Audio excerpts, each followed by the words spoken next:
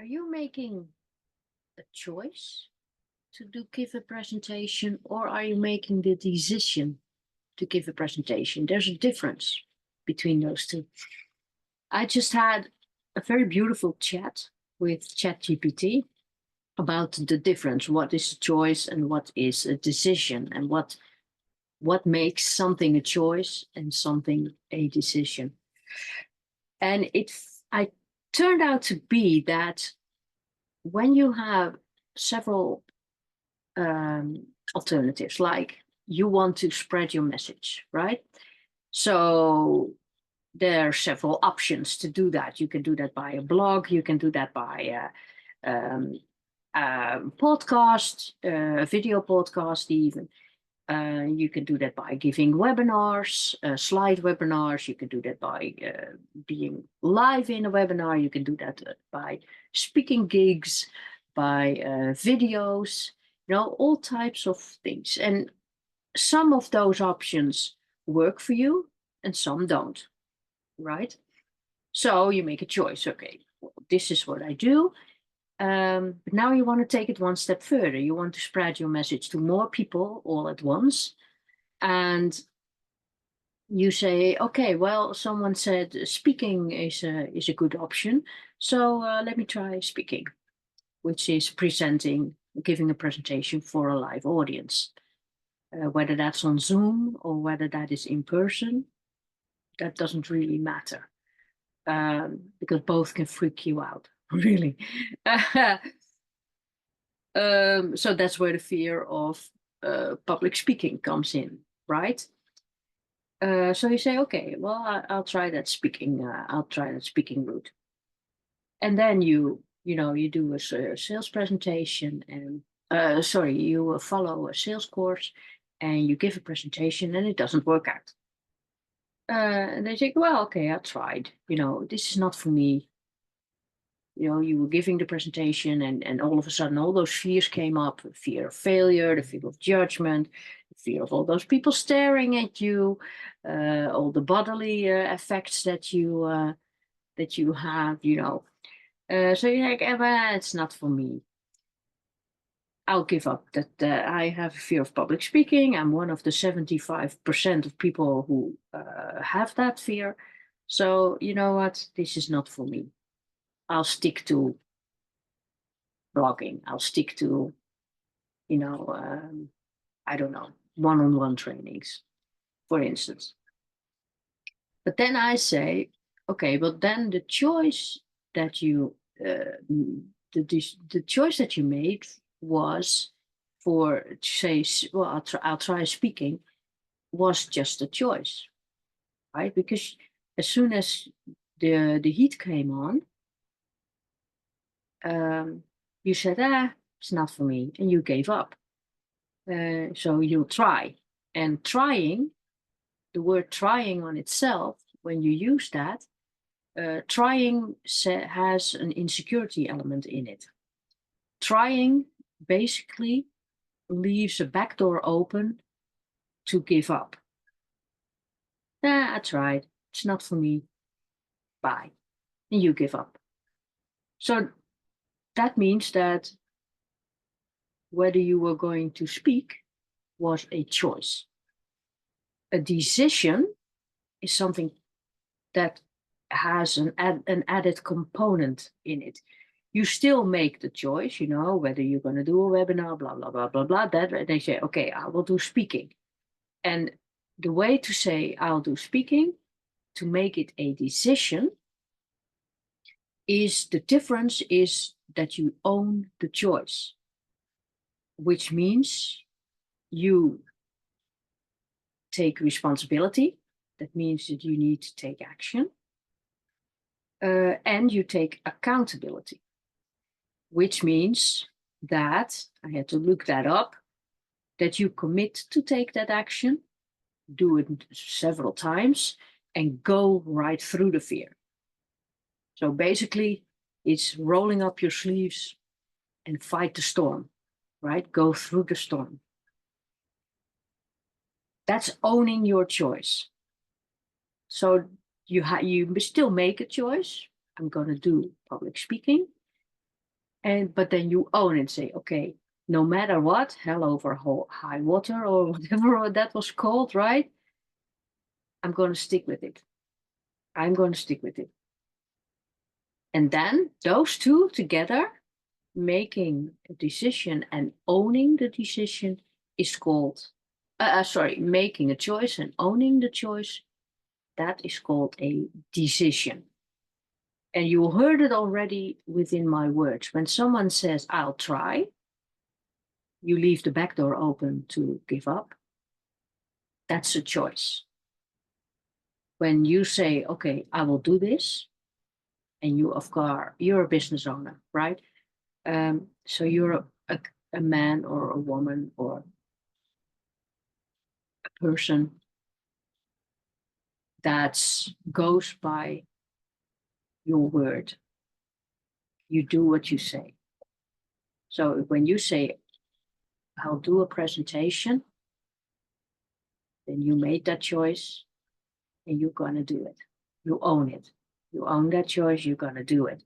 So that is more a decision.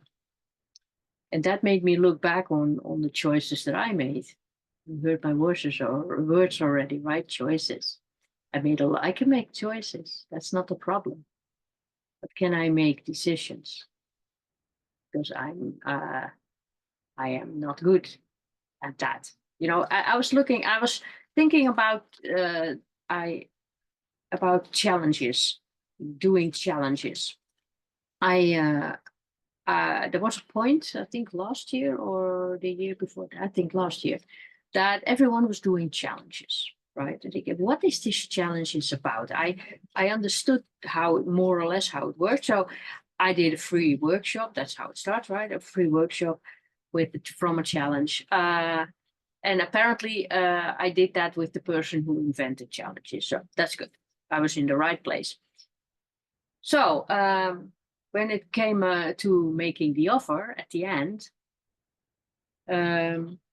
I was totally, yes, you know what? I'm going to do this. I am so going to do this. And I signed up for the offer, which was more of the same, but a little bit more in detail. I know what to say on every day and all that type of stuff, all the techniques, but also all the mental things. And I found a little note that I have had on my well, I have a thing here, and it has all little notes, and it says this. Can you see this? Challenge. I've signed up. No more excuses. Which is my way of kicking my ass, kicking my own ass. You know what? You made this choice. Now, get your ass moving and do this. So I did. I did it once or twice. I believe once. Never mind. Doesn't really matter. And no one shows up.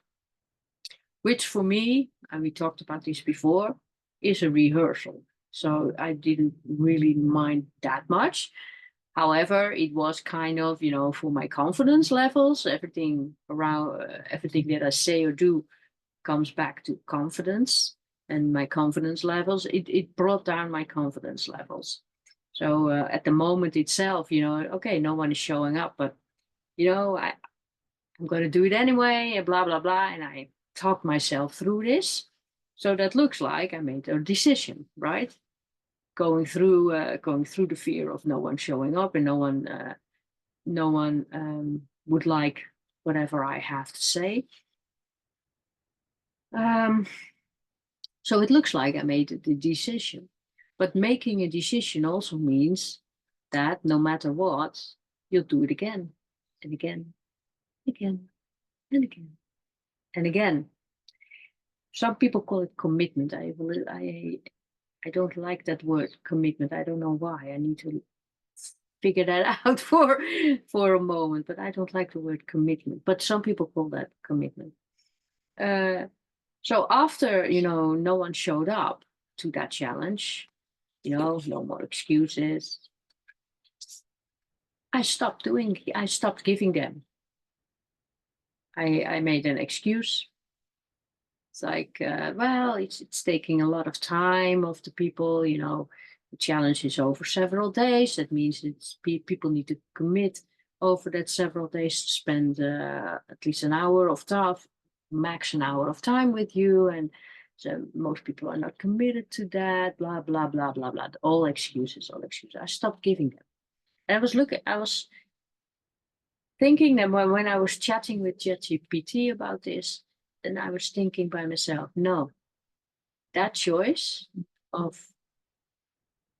the challenge, giving challenges, that's a choice. It was a choice to do it. It was just another tactic that I tried. It didn't work, so I jumped to the next one. And that's exactly what happened. So those were choices. I was not fully owning that choice, that no matter what, I'm going to stick to it. So owning a choice is very important. And when it comes to confidence, that's the difference. You know, if you make a choice and it doesn't work, your confidence levels drop.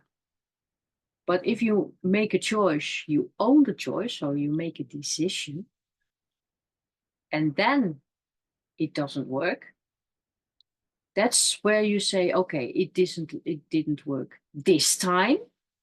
How can I make it work next time? So you put yourself in the learning mode. How can I do it better? What did I learn from this? Where did it fail? What can I change? So owning your choices is, or that, owning your choices, that is making a decision instead of a choice, has a tremendous power over your confidence levels. Because when you are in learning mode, when your decision backfires, of course, when your decision works, and yay, your confidence levels go woof through the roof, right? But when your decision backfire, well, not backfires, when your decision doesn't work out as expected, then your confidence levels stay neutral or even rise, because you are in a learning mode now. And you are in a learning mode because you own the choice that you make. You take the responsibility to do it, which you did, but you also take the accountability to make it work no matter what. And that's the big difference. That is the power of decision making. And when you are in that mode, I make it work no matter what. That's accountability. That means that your confidence levels, even though your presentation didn't work out the way you wanted to, your confidence levels still go up. And next time you'll do better. I hope this was helpful. It was certainly helpful for me, confrontational, but also very helpful for you. I tend to make an ebook out of this, I think, because I think it's a very crucial point that I haven't heard someone talk about yet. So I'm going to make a paid ebook or a course out of it, or something like that. If you would be interested in that, let me know. Let me know. I would be very keen to see who would respond to this. So let me know. Just type in #me in the comments, right? No one knows what it's. No one who didn't see this video doesn't understand where #me is coming from, but we'll know. You and I will know. All right. I think this was number 24, wasn't it? Let me check. I can't see. I think this was number 24, or out of the 100 lives challenge, talking about accountability. 100 lives. The number of times that I already found myself, I have nothing to talk about anymore. What do I need to talk about? Why don't I just give up?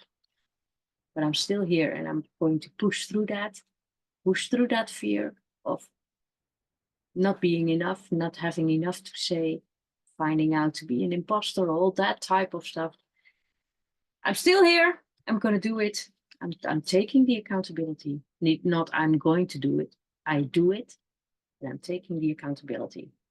The power of decision making. Yes. Let me know. #me. Okay.